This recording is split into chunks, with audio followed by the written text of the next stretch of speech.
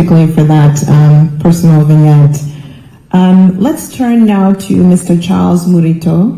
His Excellency referenced the 30% request of shares from Google previously. Mr. Morito is Director of Sub-Saharan Africa for Google. Do you have a question for the President? I answered all his questions.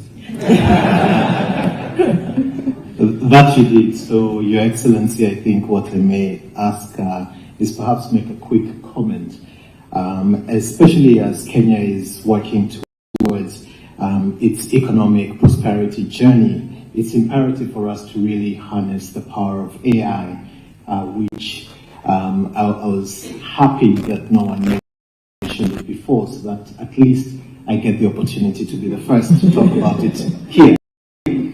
But as we think about that, AI is definitely going to have great impact, not just in terms of the technology itself, but thinking about some of the things that you mentioned around agriculture, around health, education as well.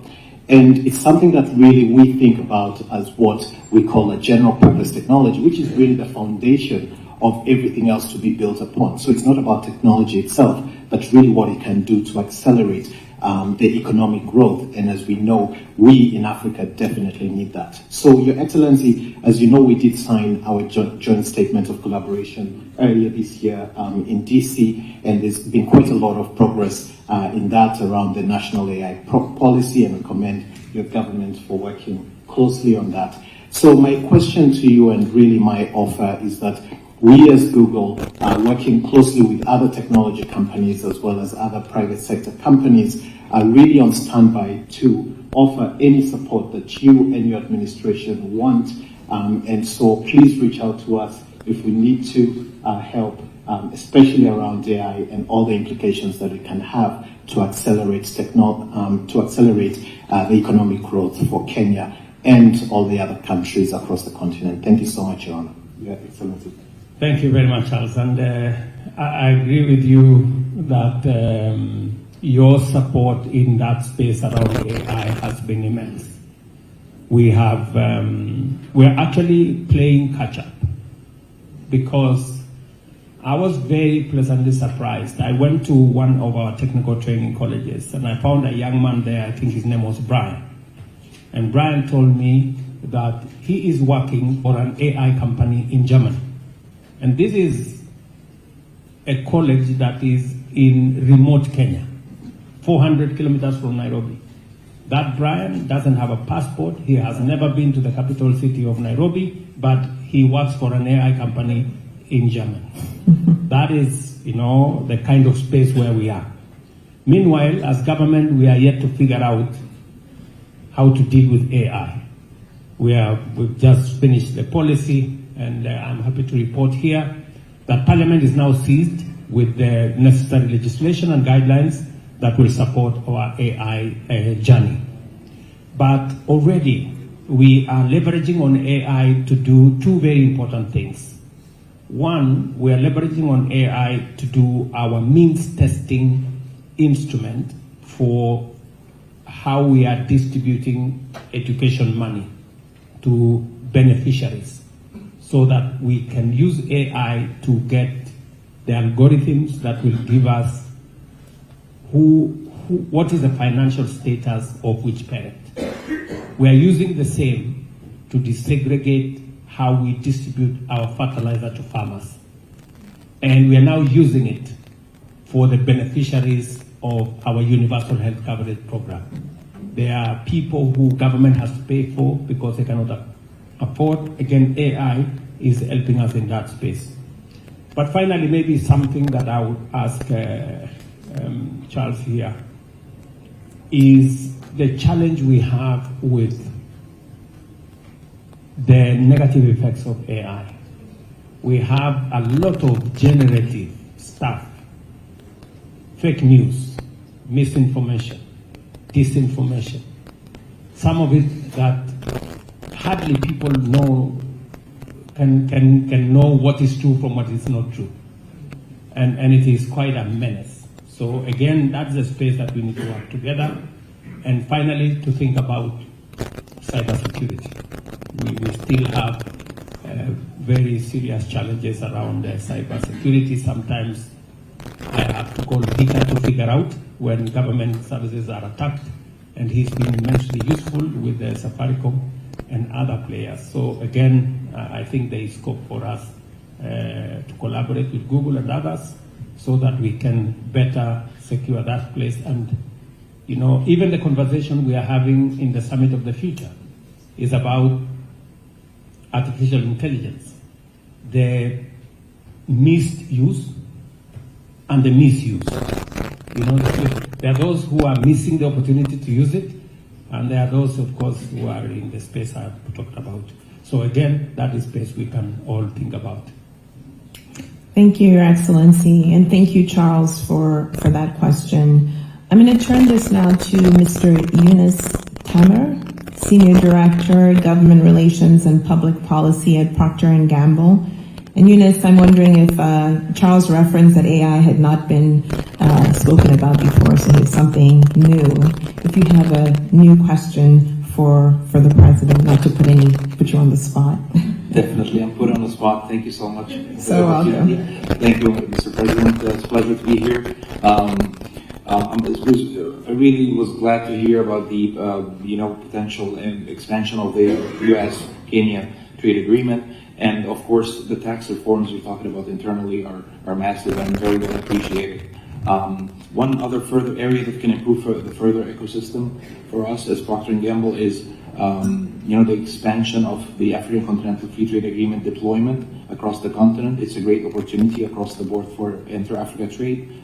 And associated with that is the harmonization of the Kenyan product standards in terms of being compatible with the globe. So whenever they are compatible, it opens the doors for Kenyan products, meat products to be exported to the rest of Africa and the rest of the world at ease. So just a comment, no questions here, just an appreciation of the development that's happening in Kenya, and thank you so much for this opportunity. Thank you, Unice. So we'll turn now to Ms. Tara Nathan. Tara, where are you? Okay, wonderful. Executive Vice President for Humanitarian and Development and EVP and founder of Community Pass and MasterCard. Tara, do you have any question for His Excellency? Yes. Hello, Mr. President. I think we had the honor to meet when you were here in May to talk about Community Pass at MasterCard, which is also, I'll be the second to mention AI, but it's for digital technology. But for us, one of the things that we're doing via digital technology is making sure on how that's applied to rural, remote communities and making sure that no one's left behind in this digital revolution that we're talking about. Community Pass focuses on rural smallholder farmers. So I would love to hear a little bit more about the agricultural sector, as we had a chance to talk about. For us, when we think about digital technology at MasterCard and through Community Pass, it's really about figuring out how can digital technology not only provide identities, but provide access to markets so that farmers can get competitive bids, how they can get access to authentic and pure inputs so that they know that the seeds that they're planting are real, that they get access to credit. The main thing that we're really focused on is taking that ecosystem approach, which I think we talked about. So one of the things that we're very proud of is we talked to you, Mr. President, about the MADE Alliance, the Mobilizing Access to the Digital Economy, which in Africa, which we announced at the call to action from Vice President Harris in May. We're proud to announce that now we're launching it in Kenya. And in fact, Community Pass, I should say, was actually innovated and developed in Kenya, and we exported it across the world. It's now live in 7 different markets across the globe. But very interested sort of hear more about your thoughts around digitization, specifically in the agriculture space or in the space of the smallholder farmer and sort of reaching those folks that are rural, that are more marginalized, that constitute over 7 million or close to 7 million inhabitants across Africa, across Kenya, sorry. Thank you. Thank you very much. A year and a half ago, we decided that we are going to distribute our fertilizer on a digital platform using e-voucher. we registered 5 million farmers.